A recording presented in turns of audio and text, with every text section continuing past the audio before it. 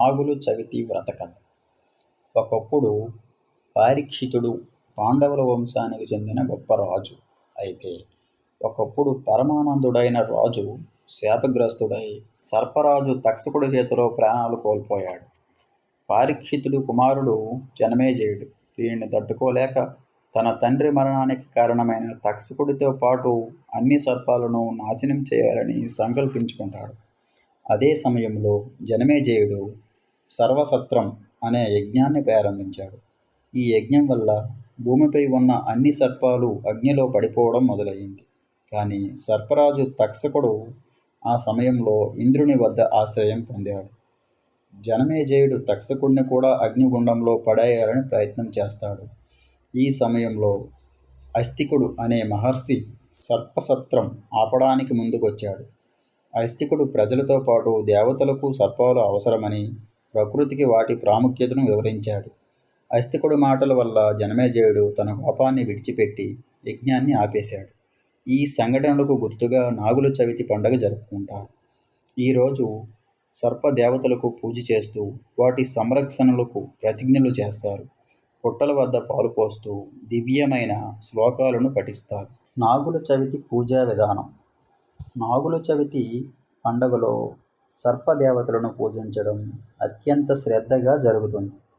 ఈ పూజను ఎలా నిర్వహించాలో స్పష్టంగా వివరిస్తూ చేయడం జరుగుతుంది. పూజకు ముందు చేయవలసిన పనులు. పూజకు కావలసిన వస్తువులు: పాలు, పెరుగు, వెన్న, తేనె, చక్కెర.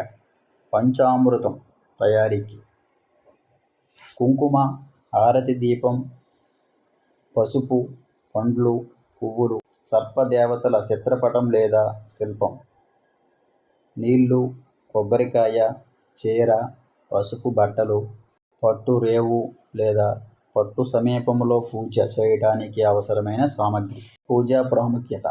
పూజ ముందు ఆచమనం చేసి శుద్ధి పఠించాలి. నాగుల చవితి రోజు ఉపవాసం ఉండటం శ్రేయస్కరం. సర్పదేవతలు సృష్టి క్షేమానికి పాటుపడతారని నమ్మకం.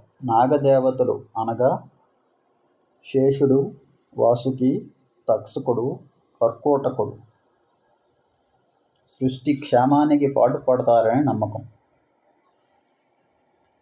పూజా విధానం: పుట్ట వద్దకు వెళ్ళి గంగాజలంతో శుభ్రపరిచి పుట్టపై పసుపు కుంకుమలతో తిలకాలు పెట్టి పాలు పొయ్యాలి.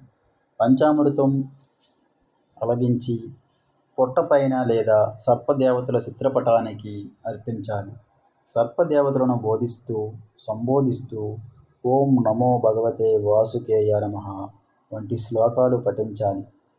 ఈ నైవేద్యం పళ్ళు, కొబ్బరికాయ సమర్పించి హారతి ఇవ్వాలి.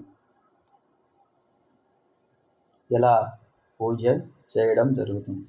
ప్రత్యేక నమ్మకాలు: ఈ పూజ వల్ల నాగదోష నివారణ అవుతుందని, ఆరోగ్యం మరియు ఐశ్వర్యం లభిస్తాయని విశ్వసిస్తారు.